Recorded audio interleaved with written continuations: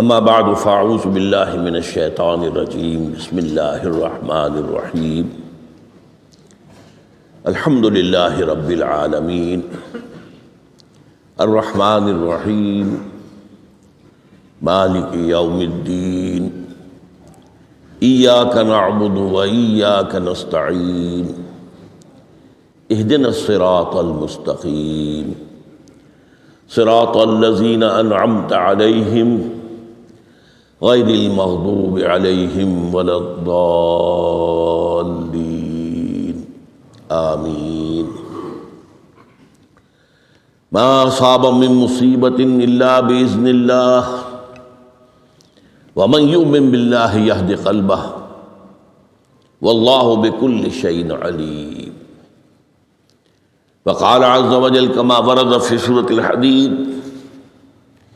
ما أصاب من مصيبة في الأرض ولا في أنفسكم إلا في كتاب من قبل أن نبرأها إن ذلك على الله يسير لكي لا تحصوا على ما فاتكم ولا تفرحوا بما آتاكم والله لا يحب كل مختال فخور وقال عز وجل كما ورد في سورة الانشراح إن مع العسر يسرا إن مع العسر يسرا صدق الله العظيم.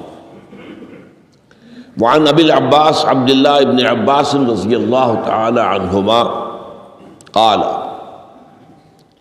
كنت خلف النبي صلى الله عليه وسلم يوما فقال یا غلام انی اعلمک بکلمات احفظ اللہ یحفظک احفظ اللہ تجدہ تجاہک اذا سألت فاسأل اللہ واذا استعنت فاستعن باللہ واعلم ان الامة لو اجتمعت على ان ينفعوك بشيء لم ينفعوك الا بشيء قد كتبه الله لك وَإِنِ اجْتَمَعُوا عَلَىٰ أَن يَضُرُّوكَ بِشَيْءٍ لَمْ يَضُرُّوكَ إِلَّا بِشَيْءٍ قَدْ كَتَبَ اللَّهُ عَلَيْكَ رُفِعَتِ الْأَقْلَامُ وَجَفَّتِ الصُّحُفُ رواه الترمذي رحمه الله وقال حديث حسن صحيح. وفي رواية غير الترمذي احفظ الله تجده أمامك تعرف الى اللہ فی الرخاء یعرفک فی الشدہ وعلم ان ما اخطاک لم یکن لیصیبک وما اصابک لم یکن لیخطئک وعلم ان النصر مع الصبر وان الفرج مع الکرب وان مع العسر یسرا. رب اشرح لی صدری ویسر لی امری واحلل عقدۃ من لسانی یفقہوا قولی.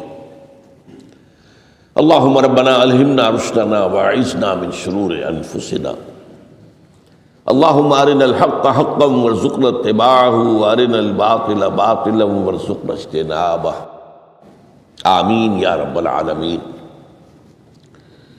یہ حدیث نمبر 19 40 نبوی کی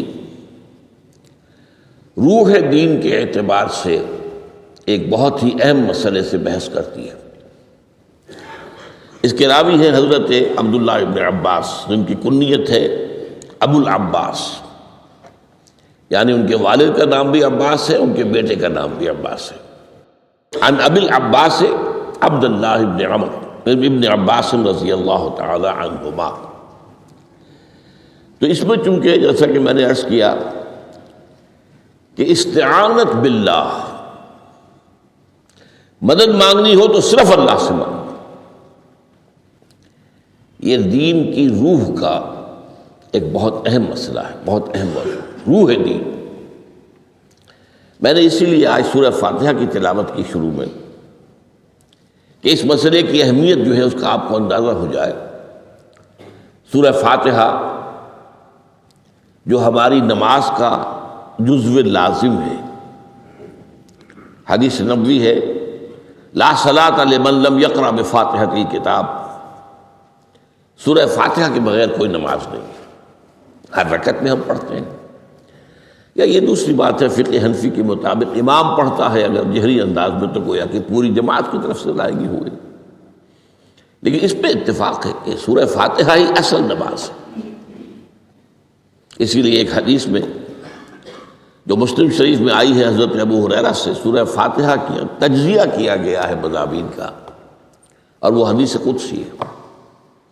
قسمت الصلاۃ بینی و بین عبدی نصفین، اللہ فرماتا ہے میں نے نماز کو اپنے اور اپنے بندے کے درمیان برابر برابر تقسیم کر دیا۔ بندہ کہتا، اب اس کے بعد ساری تفصیل سورہ فاتحہ کی ہے۔ صلاۃ کہا، قسمت الصلاۃ بینی و بین عبدی نصفین، تو ہم تو صلاۃ میں سورہ فاتحہ بھی ہے، پھر اس کے بعد کچھ ہم اور قرآن مجید کی آیتیں پڑھتے ہیں، پھر رکوع بھی ہے، پھر سجود بھی ہے، قیام بھی ہے اور قاعدہ بھی ہے، سب ہے۔ صلاۃ تو منہ کا، لیکن یہ کہ اصل صلاۃ سورہ فاتحہ۔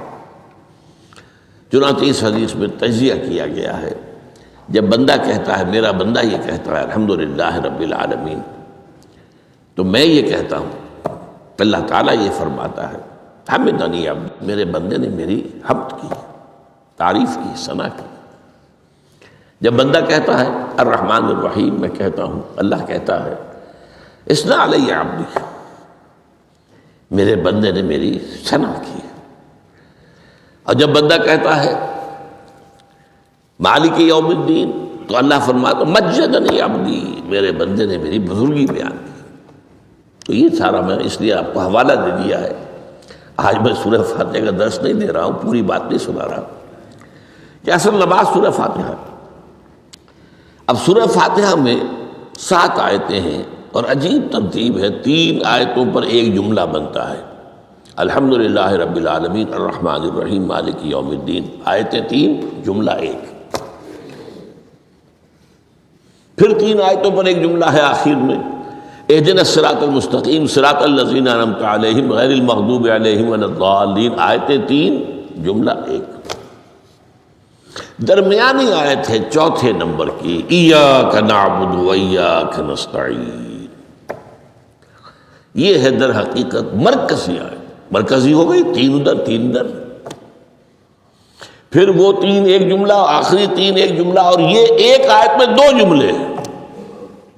ایاک نعبد بھی مکمل جملہ ہے، و ایاک نستعین بھی مکمل جملہ ہے، اور یہیں پر سورہ فاتحہ کی وہ تقسیم ہوتی ہے آدھی، 3.5 آیتیں ادھر ہیں، الحمدللہ رب العالمین الرحمن الرحیم مالک یوم الدین ایاک نعبد۔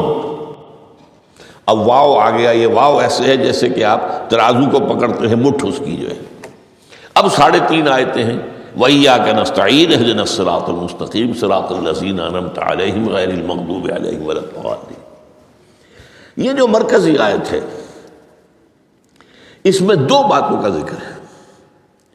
ایاک نعبد، ایک تو ہم اقرار کرتے ہیں کہ اللہ ہم صرف تیری ہی بندگی کرتے ہیں اور کرتے رہیں گے، یہ حال اور ماضی، حال اور مستقبل دونوں کو محیط ہے۔ اور دوسرا وَإِيَّاكَ نَسْتَعِينُ، اور صرف تجھ ہی سے مدد مانگتے ہیں اور مانگتے رہیں گے۔ یہ گویا کہ دین کا ایک مرکزی نقطہ ہے، جو صلاۃ کا مرکزی نقطہ ہے، وہی در حقیقت دین کا مرکزی نقطہ ہے۔ اب ہم اس پر غور کر چکے ہیں، 40 نبوی کی حدیث نمبر 3 جو ہے وہ اس پر ہے، ایاک نعبد۔ اس میں گفتگو ہو چکی ہے تفصیل سے کہ عبادت کا تصور کیا ہے، جس کے لیے انسان کو پیدا کیا گیا، وما خلقت الجن والانس الا لیعبدون، اور تمام رسولوں کی دعوت کا مرکزی نقطہ ان اعبدوا اللہ ما لکم من الہ غیرہ، زندگی آمد برائے بندگی، زندگی بے بندگی شرمندگی۔ اور اس میں جو کنفیوژن ہم نے پیدا کر دیا ہے کہ عبادت کو عبادات کے مترادف قرار دے دیا، نماز روزہ حج اور زکوٰۃ یہ عبادات ہیں، وہ عبادت جس کے لیے ہمیں پیدا کیا گیا ہے وہ یہ چیزیں نہیں ہیں، وہ ہے پوری زندگی میں ہمہ تن ہمہ وقت ہمہ جہت اللہ کی اطاعت۔ ہر وقت نماز تو نہیں پڑھی جاتی، ہر روز روزہ تو نہیں رکھا جاتا۔ یہ جو کہا کہ میں نے صرف تمہیں پیدا ہی اس لیے کیا کہ میری عبادت کرو، تو عبادت سے مراد یہ چیزیں نہیں ہو سکتی، یہ در حقیقت اس عبادت کے لیے سپورٹس ہے۔ جیسے 4 ستون ہیں ان پر چھت ہے، چھت کو سپورٹ دینے کے لیے ستون ہے. ستونوں کی معنویت ہی تب ہے جبکہ چھت ہو، ورنہ کیا کہیں گے کس لیے کھڑے کر دیے 4 ستون؟ پاگل پن ہے کوئی؟ کس لیے؟ What for? جب تک کہ چھت کا تصور نہ ہو. شامیانے کے لیے 4 آپ نے بانس کھڑے کیے ہیں، کس لیے؟ اس شامیانے کو سپورٹ کرنے کے لیے. تو اب اس میں جو ایک مضمون آیا وہ یہاں بھی آ گیا اس حدیث میں، تو قرآن مجید کی آیت میں ایاک نعبد و ایاک نستعین، یہ ہے دوسری بات جس پر کہ آج کی ہماری مرکزی جو مضمون ہے وہ یہ حدیث. تجھ ہی سے مدد مانگتے ہیں اور مانگتے رہیں گے. اللہ تعالیٰ سے مدد مانگنا، اب آپ یوں سمجھیے کہ مدد جو مانگی جاتی ہے مختلف الفاظ استعمال ہو سکتے ہیں. استعانت وہ اس حدیث میں بھی آیا، قرآن میں بھی آیا سورہ فاتحہ میں، ایاک نستعین. استمداد مدد طلب کرنا، استنصار نصرت مانگنا، استدعاء کوئی دعا کرنا کسی کام کے لیے، استغاثہ کسی کی دعائی دینا، یہ تمام ایک قبیل کی چیزیں ہیں. ان کو جمع کر لیجیے استعانت. اب استعانت ایک تو ہے عام مادی دنیا جو اصول کے اندر میں کسی سے کہوں بھائی مجھے ذرا پانی پلا دینا، یہ بھی استعانت ہی ہو گئی نا. میں نے اپنی ایک ضرورت کو پورا کرنے کے لیے اسے مدد چاہیے. اس میں کوئی شرک نہیں، کوئی برائی نہیں. معلوم ہے یہ ایک عام مادی قوانین کے تحت ہوگا. یہ علیحدہ بات ہے کہ حضور کے بارے میں یہ آتا ہے صلی اللہ علیہ وسلم کہ آپ کبھی ایسے کام کے لیے بھی کسی کو نہیں کہتے تھے. یہاں تک کہ اگر آپ سواری پر ہوتے تھے اور آپ کا جو کوڑا ہے وہ نیچے گر گیا تو آپ اپنی سواری کو بٹھا کر یا اتر کر خود کوڑا اٹھاتے تھے، کسی سے کہتے نہیں تھے کہ مجھے ذرا اٹھا دو. تو یہ استدعاء، استعانت، استمداد، اس میں ایک درجے ہیں، بڑے اونچے اونچے درجے بھی ہیں. لیکن عام حالات میں ہم مادی قوانین کے تحت اگر کوئی مدد چاہے کسی سے تو کوئی بری بات نہیں، اس میں کوئی شرک نہیں، اس میں کوئی کفر نہیں. اگرچہ بعض حضرات کے نزدیک اس کا ایک درجہ ہے، وہ میں بعد میں بیان کروں گا. لیکن یہ کہ ماورائی انداز میں کسی غیر مرئی حقیقی یا موہومہ شخصیت سے مدد مانگنا، یہ شرک. غیر مرئی حقیقی فرشتے ہیں، غیر مرئی ہے حقیقی.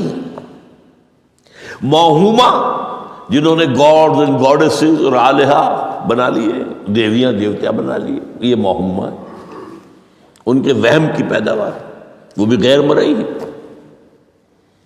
وہ انہوں نے تصویریں بنا دی ہیں پوجنے کے لیے، لیکن وہ یہ کہتے ہیں کہ یہ تصویریں جو ہم نے بنائی ہیں یا یہ مجسمے بنائے ہیں، بت بنائے ہیں، یہ صرف توجہ کے ارتکاز کے لیے ہیں تاکہ پورا مراقبہ کر سکیں، ہم اپنی توجہ کو مرکوز کر سکیں. ہمیں بھی پتہ ہے کہ ان بتوں میں کچھ نہیں ہے. ایک عام ہندو ہے بیچارہ، عام جاہل دیہاتی، وہ تو یہی سمجھتا ہوگا کہ اسی میں ہے سب کچھ، اس بت ہی کے اندر ہے. لیکن جو پڑھے لکھے ہندو ہیں، جو تعلیم یافتہ لوگ ہیں، ڈاکٹر رادھا کرشنن بہت بڑا فلسفی تھا، جو آپ کو معلوم ہے بھارت کا صدر رہا ہے، بہت بڑا فلسفی. تو اس کی ایک کتاب ہے انڈین فلسفی پہ، اتنی موٹی موٹی 2 جلدیں ہیں اور بڑی باریک ٹائپ کی. اس میں اس نے کہا کہ ہم ان بتوں میں کچھ نہیں سمجھتے، یہ تو صرف کنسنٹریشن، توجہ کو مرکوز کرنے کے لیے ہم نے ان کو بنا لیا ہے تاکہ ان کے ساتھ ایک ذہنی اور روحانی رشتہ قائم کرنے کے لیے اپنی توجہات کو مرکوز کر سکیں. بہرحال یہ میں نے بتایا، ایک ہے غیر مرئی حقیقی، ایک ہے غیر مرئی موہومہ. غیر مرئی حقیقی میں فرشتے بھی ہیں، معلوم ہے یہاں موجود ہیں، کرامن کاتبین ہیں، لیکن میں یہ نہیں کہہ سکتا کہ ذرا میری یہ مشکل دور کر دو. اس فرشتے سے میں مخاطب نہیں ہو سکتا، یہ شرک ہو جائے. حالانکہ ہمیں معلوم ہے فرشتہ ہے. فرشتے تو اس وقت ہمارے اس مجمع کو گھیرے ہوئے ہیں. حضور کی حدیث ہے، مجتمع قوم فی بیت من بیوت اللہ یتلون کتاب اللہ ویدارسونہ بینہم الا حفتہم الملائکہ وغشیتہم الرحمہ۔ جب بھی کبھی میرے گھروں سے کسی گھر میں میرے بندے جمع ہوتے ہیں قرآن کو پڑھنے اور سمجھنے کے لیے، سمجھنے سمجھانے کے لیے، تو فرشتے ان کے گرد گھیرا ڈال لیتے ہیں اور ان پر رحمت چھا جاتی ہے اور سکینت ان پر آسمان سے نازل ہوتی ہے، اور اللہ تعالیٰ ان کا ذکر کرتا ہے فی من عندہ۔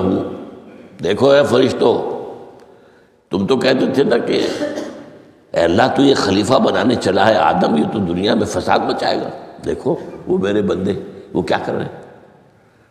اللہ تعالیٰ ذکر کرتا ہے ان کا اپنی اس مجلس میں، وہ جو ملأ اعلیٰ کی مجلس ہے، جو اللہ تعالیٰ کے قریب ترین جو فرشتے ہیں ان میں۔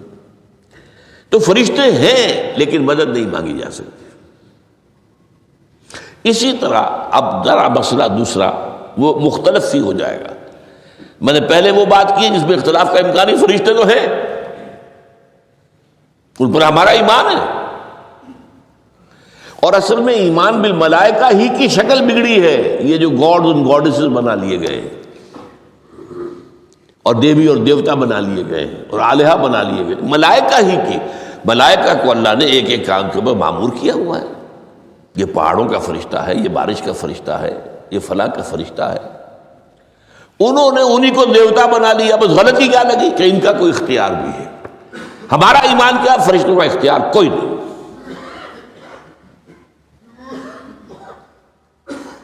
یفعلون ما یؤمرون، جو اللہ حکم دیتا ہے کرتے ہیں، ان کا کوئی اختیار نہیں۔ بس یہ باریک سا پردہ ہے، یہی ایمان بالملائکہ بن گیا ہے، دیویوں دیوتاؤں کی شکل اختیار کی۔ عرب کے لوگ خدا کی بیٹیاں کہتے تھے ان کو، یہ فرشتے خدا کی بیٹیاں ہیں، ان کے نام پر لات، یہ مؤنث نام ہے، لات، عزا عزیز کا مؤنث ہے، منات یہ سب مؤنث نام ہے، یہ دیویاں ہیں، یہ اللہ کی بیٹیاں ہیں، فرشتے ہیں اصل۔ تو میں نے کہا کہ پہلے میں نے بات کی ہے وہ غیر مرئی کہ جو یقینی ہیں، متفق علیہ ہیں، فرشتے ہیں۔ ایک ہے مختلف فی، وہ یہ ہے کہ اولیاء اللہ کی ارواح بھی، ان کو بھی یہ، اگر یہ قول امام الہند شاہ ولی اللہ دہلوی کا نہ ہوتا تو میں کبھی اس کو تسلیم نہ کرتا۔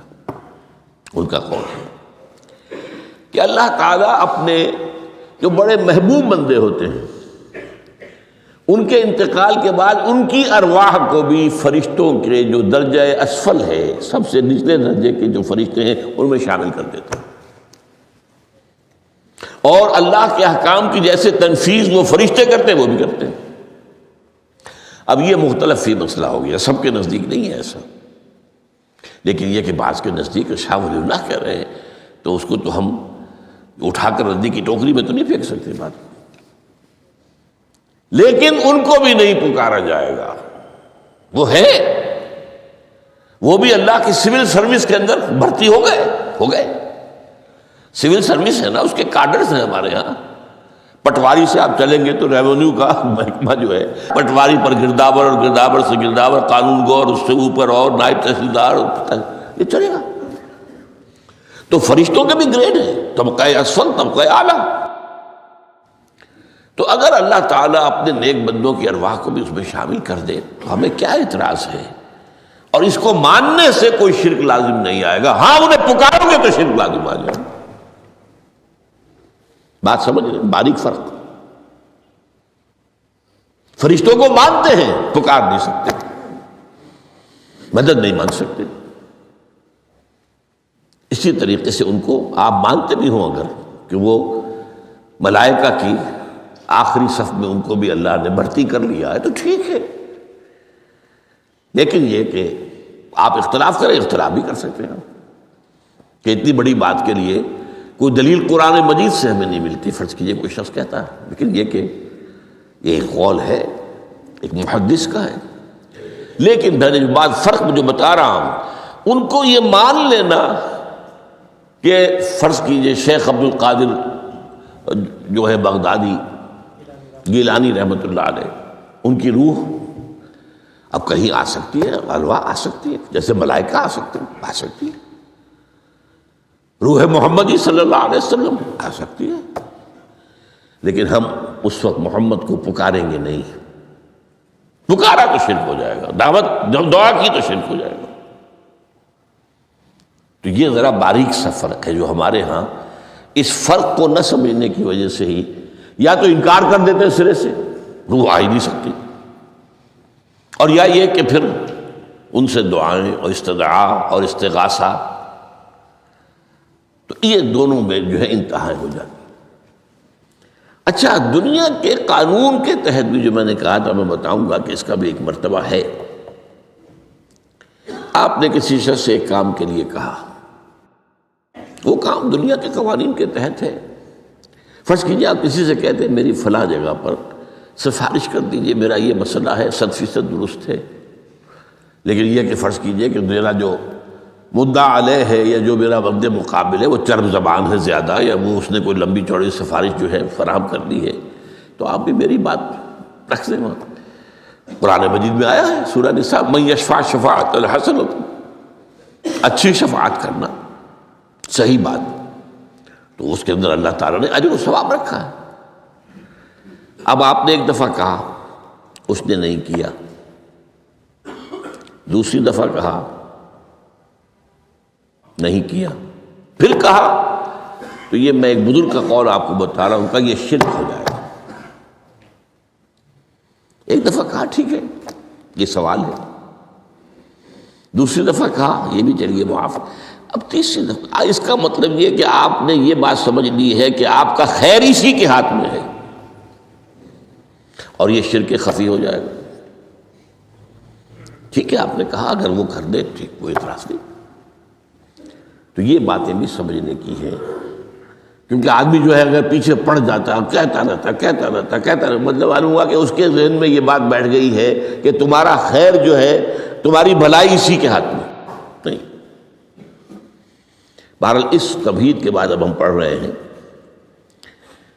حضرت ابن عباس فرماتے ہیں رضی اللہ تعالی عنہ، کنت خلف النبی یوما صلی اللہ علیہ وسلم، ایک دن میں حضور کے پیچھے تھا۔ اب پیچھے ہونے سے کیا مراد ہے؟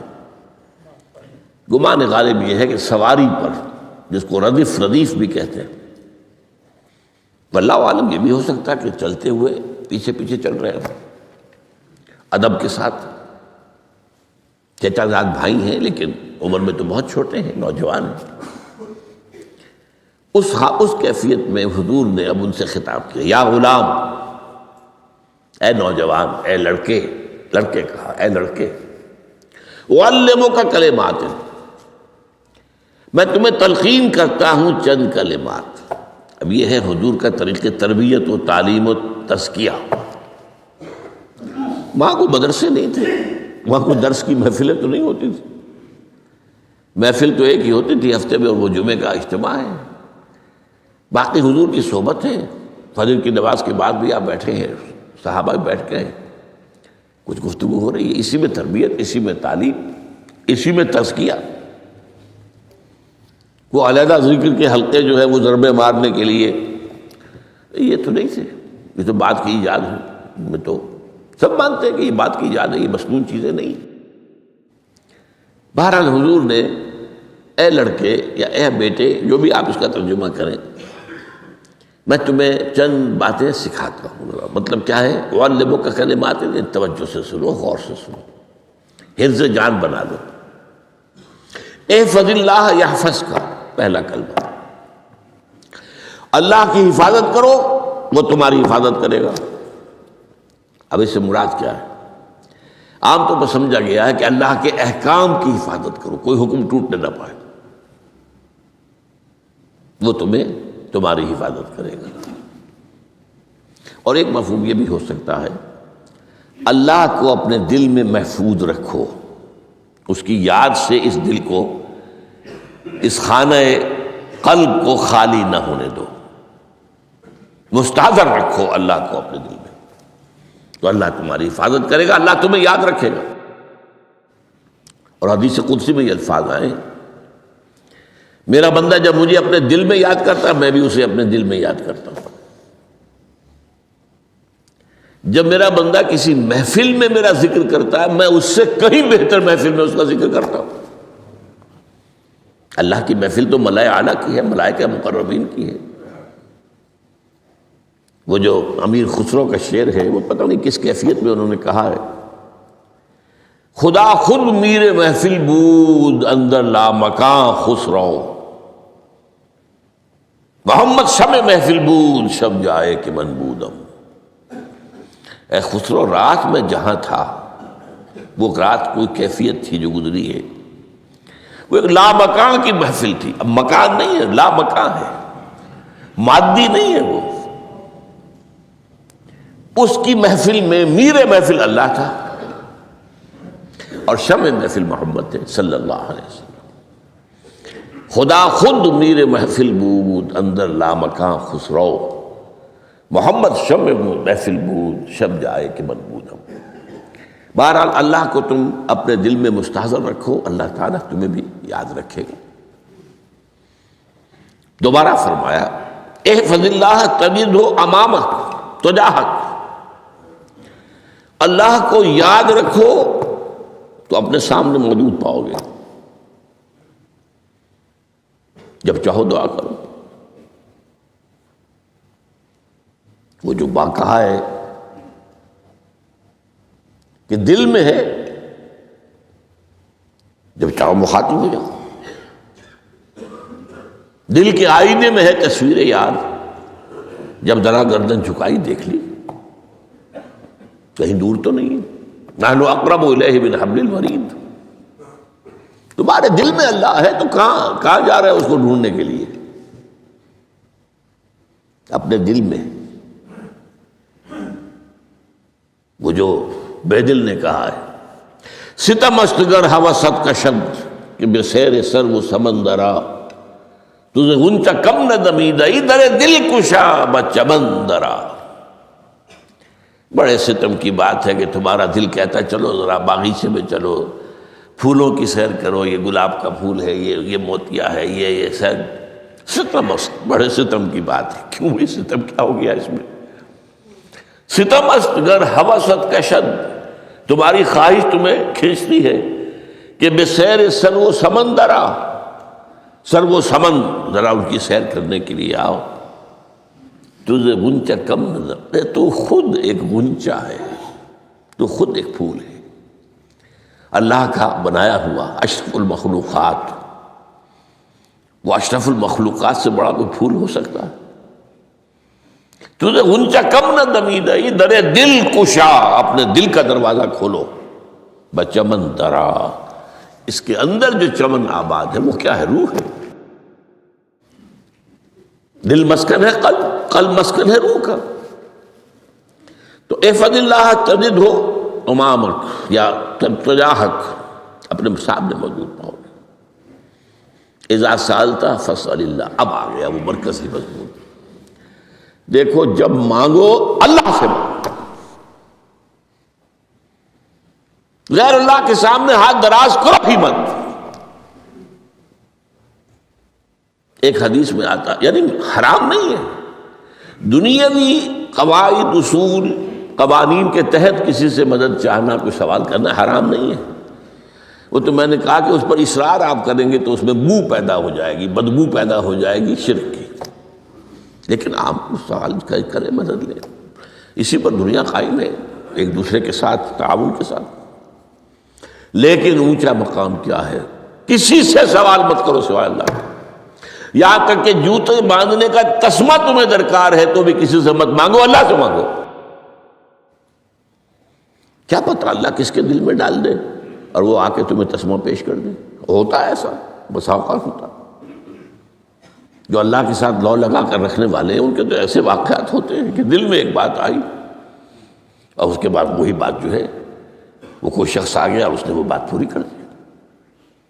کیونکہ لوگوں کے دل جو ہے وہ تو اللہ کی دو انگلیوں کے مابین جب چاہتا پھیر دیتا ہے۔ کیا پتہ اللہ کسی فرشتے کو انسانی شکل میں بھیجے؟ آتا ہے فرشتہ، آتا ہے انسانی شکل میں آتا ہے، آپ کی تکلیف کو رفع کر دے، آپ کی ضرورت کو پورا کر دے، اسی سے مانگو، کسی اور سے مت مانگو۔ یہ ہے توحید کا لب لباب۔ یوں سمجھیے اسلام کی جڑ کیا ہے؟ ایمان۔ اسلام کا جو خارجی نظام عمل ہے، انفرادی اعمال ہو اجتماعی ہو، ان سب کی روح رواں کیا ہے؟ ایمان۔ ٹھیک، ایک بات ہو گئی۔ ایمان کا خلاصہ لب لباب کیا ہے؟ ایمان باللہ۔ جیسے ایمان بالآخرہ بھی ہے، ایمان بالملائکہ ہے، ایمان بالانبیاء ہے، ایمان بالرسل ہے، ایمان بالکتب ہے، ایمان بالقدر ہے، لیکن اصل ایمان، اسی لیے ایمان مجمل میں آپ کو معلوم ہے کسی اور چیز کا ذکر نہیں۔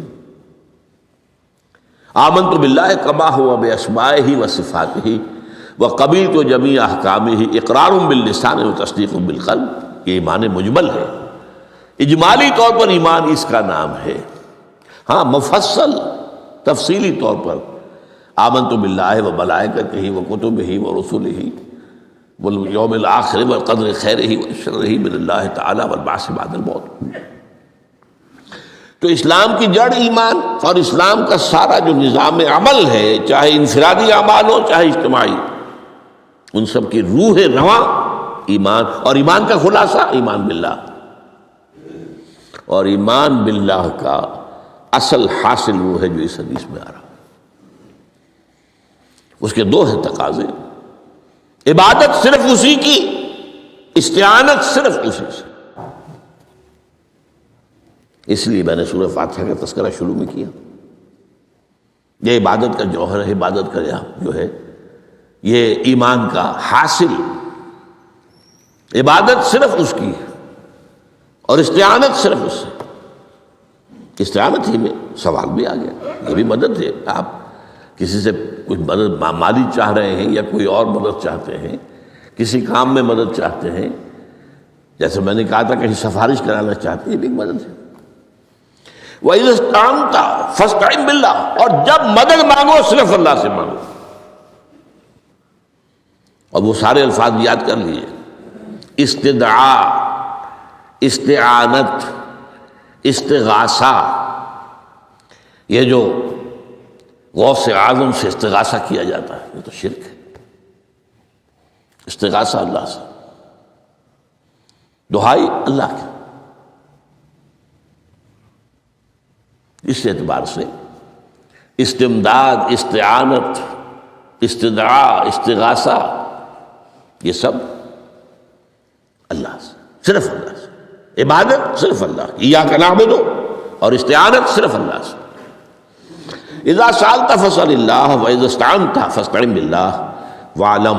اب یہ جو آخری ٹکڑا آ رہا ہے، حدیث نمبر 4 تھی وہ عبداللہ ابن مسعود رضی اللہ تعالیٰ عنہ، اس میں بھی مضمون جو آیا وہ یہاں پر دوبارہ آ رہا ہے۔ وعلم، اور اے میرے بیٹے، میرے بچے، اے عزیز، علم، جان لو، ان الامت لو اجتمعت علی ان ينفعوک بشیء، اگر سب لوگ جمع ہو کر چاہیں کہ تمہیں کسی شے کا نفع پہنچا دیں، کوئی فائدہ پہنچا دیں،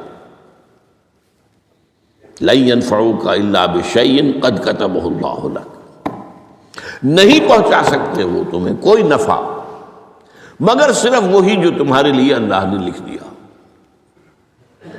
پھر کیوں مانگو ان سے؟ یہ تو فعل عبث ہو گیا، بیکار بات ہو گئی، ان کے ہاتھ میں کچھ ہے ہی نہیں۔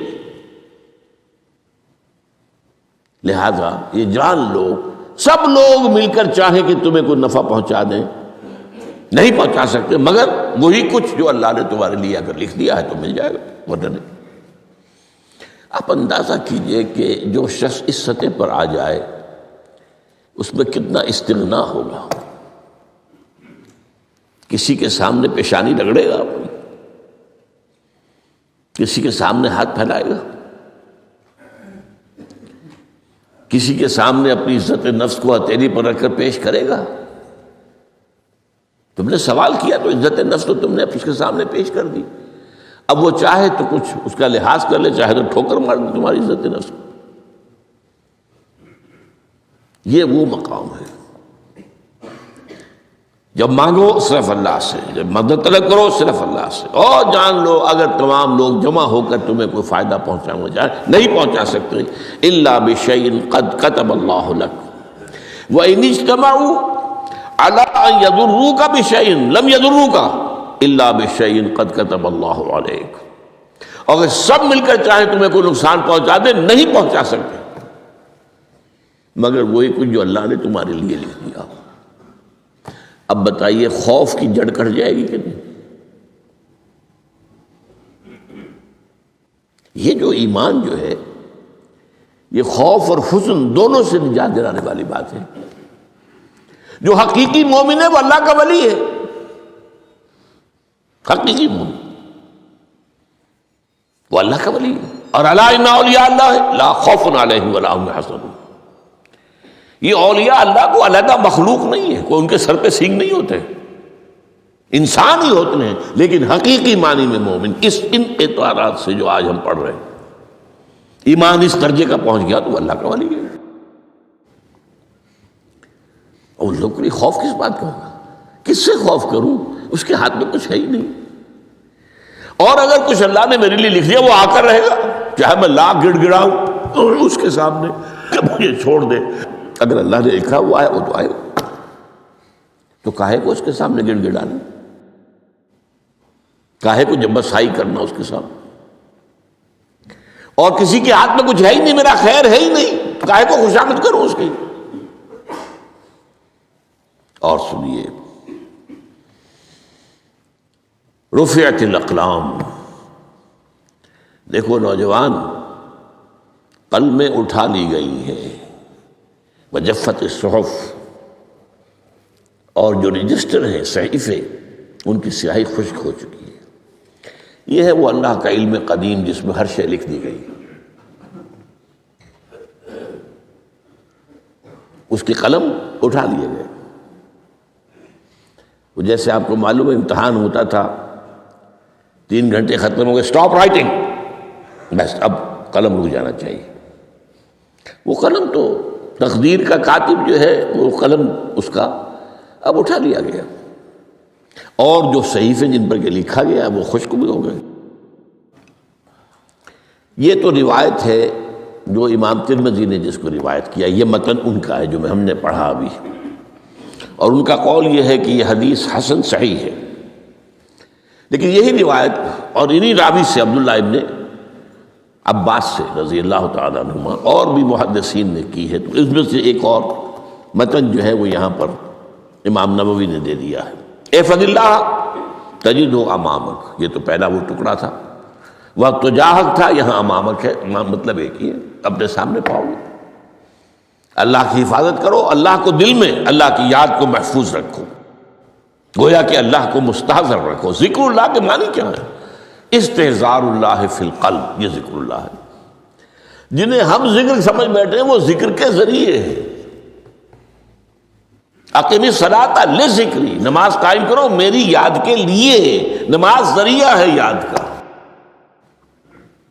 یہ علیحدہ بات ہے کہ آپ نے 17 رکعتیں بھی پڑھ لی ہو جو عشاء کی اور یاد آپ کو آئی ہی نہیں کوئی.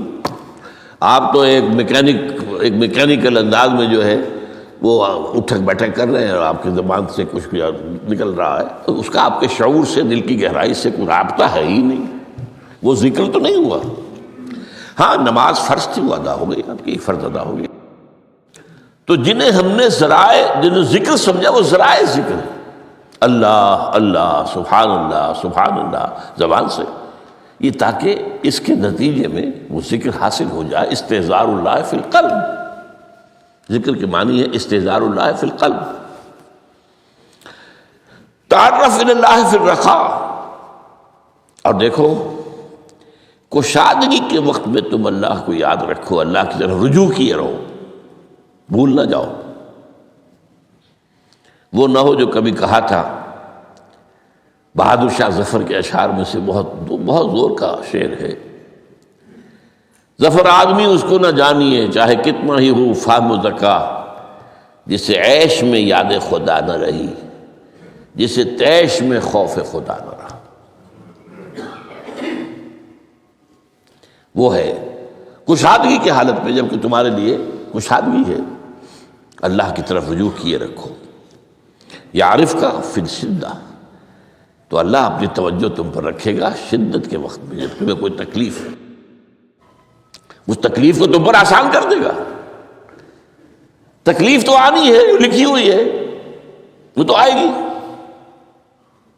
لیکن یہ کہ اللہ تعالیٰ اس کی شدت کو، ایک ہی چیز ہے جس کو ایک انسان بہت شدت کے ساتھ محسوس کر رہا ہے، دوسرا آدمی اتنا نہیں محسوس کر رہا ہے، احساس کا معاملہ ہوگا نا۔ وہ تو اصل میں اگر انسان کی نروز کٹی ہوئی ہے تو احساس ہوگا ہی نہیں، سرے سے ہی نہیں ہوگا۔ تو اس اعتبار سے اللہ تعالیٰ تمہارے لیے اس شدت کی کمی کر دے گا۔ وَعْلَمْ أَنَّمَا أَخْطَأَكَ لَمْ يَكُنْ لِيُصِيبَكَ، اور جان لو جو چیز تم سے چھوٹ گئی ہے، رہ گئی ہے، وہ ہرگز تمہیں ملنے والی نہیں تھی۔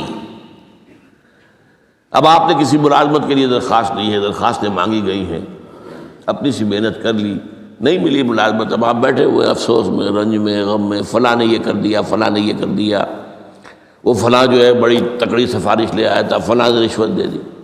چھوڑو میاں اس کو، وہ تمہارے لیے نہیں تھی۔ کاہے کو اپنے ذہن کے اندر یہ کھچڑی پکا رہے ہو بیٹھے ہوئے؟ خواہ آپ شاید سوء ظن میں بھی مبتلا ہو رہے ہو، کسی نے نہ رشوت دی اور آپ سمجھتے ہو کہ رشوت دی ہے اس نے۔ یہ ساری چیزیں جو ساری سیئات، ان کی جڑ کٹ جائے گی۔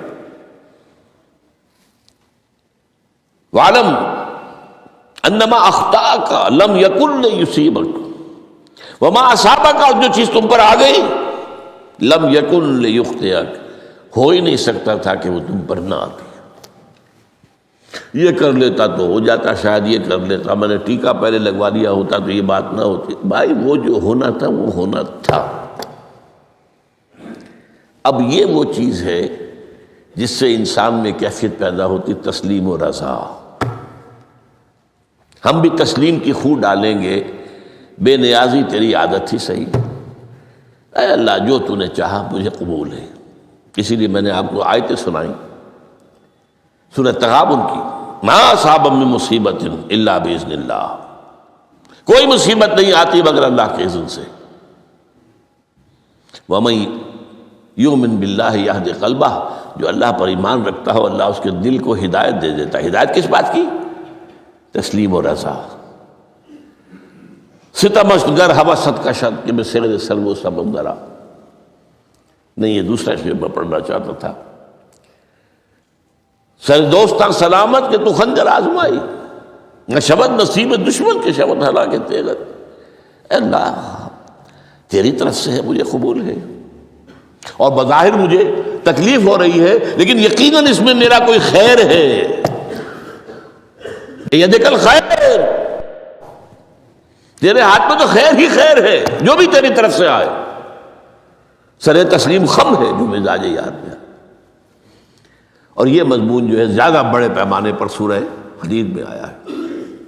ما اصاب من مصیبت فی الارض ولا فی انفسکم الا فی کتاب من قبل ان نبرأہا، کوئی مصیبت نہیں آتی نہ تمہاری جانوں میں نہ زمین میں، زمین میں زلزلہ آ جانا، سیلاب آ جانا، کچھ اور زمین کا دھنس جانا، یا یہ ہے کہ تمہاری جانوں میں کوئی بخار ہو گیا، کوئی اور تکلیف ہو گئی، اچانک معلوم ہوا کہ صاحب جو کینسر ہے، اور کینسر بھی اب 3rd سٹیج کو پہنچ چکا ہے، لیکن جو بھی آیا ہے وہ اللہ کے علم قدیم کی کتاب میں پہلے سے لکھا ہوا ہے۔ فی کتاب من قبل ان نبرأہا، یہ ایک کتاب میں درج ہے اس سے پہلے کہ ہم اسے ظاہر کریں۔ اس کا نتیجہ کیا نکلنا چاہیے؟